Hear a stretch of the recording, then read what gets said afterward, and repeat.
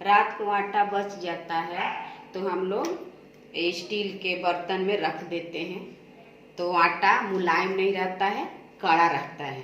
तो कड़ा नहीं रहे इसके लिए हम फाइबर का टिफिन ले लेंगे। फाइबर के टिफिन लेकर ढक्कन को अच्छा से हम बंद कर लेंगे, इसे बंद करके और फ्रिज में रख देंगे। तो आपका आटा जो है दिन में मुलायम रहेगा।